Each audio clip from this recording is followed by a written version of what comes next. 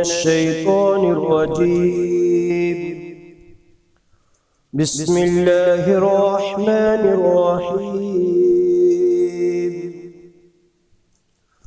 شهد الله أنه لا إله إلا هو والملائكة وأولو العلم قائما بالقسط لا إله إلا هو العزيز الحكيم.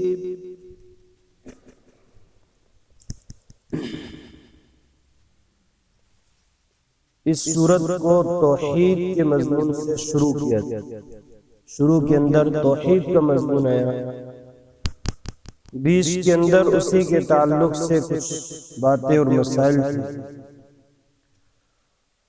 اب پھر اس آیت کے اندر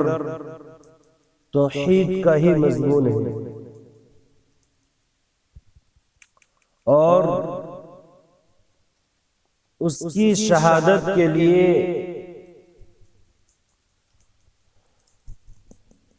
تین لوگوں کی شہادت کو بیان کیا ہے.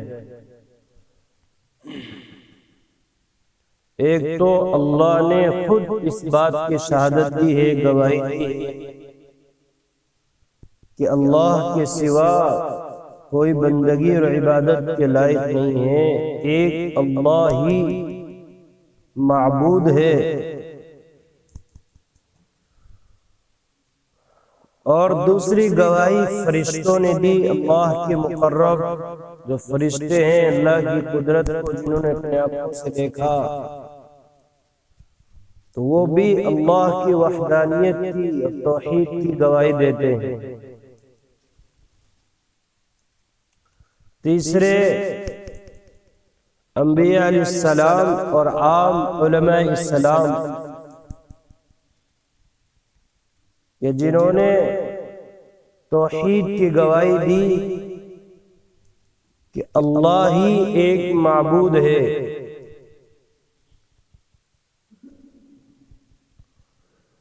تو مفسرین نے لکھا ہے کہ یہاں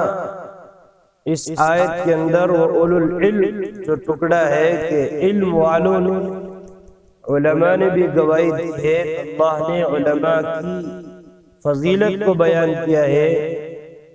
کہ اپنی اور اپنے فرشتوں کی گواہی کے ساتھ اللہ نے علماء کی گواہی کا بھی ذکر کیا ہے. تو یہ آیت یہ بڑی اہمیت کی آیت ہے اور اس آیت کی ایک شان ہے. یہود کے علماء ملک کے شام سے مدینہ طیبہ کے اندر حاضر ہوئے ہیں. جب مدینہ کی بستی کو انہوں نے دیکھا انہوں نے آپس میں ذکر کیا کہ یہ بستی تو ایسی معلوم ہو رہی ہے، تورات کے اندر ہمیں یہ جو پیشن گوئی دی گئی ہے اور تورات میں جو پیشن گوئی آئی ہے کہ ایسی بستی کے اندر نبی و آخر الزمان قیام پذیر ہوں گے، تو یہ بستی تو اس طرح معلوم ہو رہی ہے. پھر ان کو پتا چلا کہ یہاں پر ایک بزرگ ہیں جن کو لوگ نبی کہتے ہیں. تو یہ لوگ حضور پاک صلی اللہ علیہ وسلم کی خدمت میں حاضر ہوئے اور پوچھا کہ آپ محمد ہیں؟ آپ نے فرمایا ہاں. پھر پوچھا کیا آپ احمد ہیں؟ تو کہا ہاں کہ میں محمد بھی ہوں اور احمد بھی ہوں. تو انہوں نے کہا کہ ہم آپ سے ایک سوال پوچھتے ہیں، اگر آپ اس سوال کا صحیح جواب دے دیں تو پھر ہم آپ پر ایمان لے آئیں گے. تو آپ نے فرمایا پوچھو کیا پوچھنا ہے. تو انہوں نے کہا قرآن پاک کے اندر سب سے بڑی شہادت کی آیت کون سی ہے؟ تو اس موقع پر یہ آیت نازل ہوئی. اللہ کے نبی صلی اللہ علیہ وسلم نے یہ آیت پڑھ کر سنائی تو وہ دونوں مسلمان ہو گئے. حدیث کے اندر آتا ہے جب آدمی اس آیت پر پہنچے تو اس آیت کے ساتھ اپنی گواہی بھی شامل کر لے کہ میں بھی اس بات کی گواہی دیتا ہوں انا ذالک من الشاہدین، کہ میں بھی اس بات کی گواہی دیتا ہوں کہ اللہ ایک ہے۔ اور ہر فرض نماز کے بعد حدیث کے اندر آتا ہے جو آدمی آیت الکرسی تو جب آدمی آیت پڑھنے کے بعد وَأَنَا عَلَى ذَلِكَ مِنَ الشَّاهِدِينَ کہتا ہے تو اللہ پاک کہتے ہیں کہ میرے بندے نے ایک عہد کیا ہے مجھ سے اور میں عہد کو سب سے زیادہ پورا کرنے والا ہوں، تو میں اپنے بندے کی مغفرت فرماتا ہوں اور جنت میں داخلہ فرماتا ہوں۔ دوسری حدیث کے اندر ہے کہ ہر فرض نماز کے بعد آیت الکرسی اور یہ آیت اور اسی طرح ایک آیت قُلِ اللَّهُمَّ مَالِكَ الْمُلْكِ سے لے کر بغیر حساب تک اگر آدمی پڑھے گا تو اللہ تعالیٰ اس کے سارے گناہ معاف کر دیں گے اور اس کی 70 حاجتیں پوری فرمائیں گے، اور کم سے کم جو حاجت ہے اللہ اس کی مغفرت فرمائیں گے۔ اللہ نے گواہی دی کہ کسی کی بندگی نہیں اس کے سوا، اور فرشتوں نے اور علم والوں نے بھی، وہی حاکم انصاف والا، کسی کی بندگی نہیں سوائے اس کے، زبردست ہے حکمت والا ہے۔ اگلی آیت کے اندر ہے کہ اللہ کو جو دین محبوب ہے اور مقبول ہے وہ دین اسلام ہے۔ دین اسلام حضرت آدم سے لے کر اور نبی و آخر الزمان جناب رسول اللہ صلی اللہ علیہ وسلم تک جو دین آیا یہ دین اسلام ہے۔ تو ہر زمانے کے اندر یہی دین قابل قبول رہا ہے۔ تو اب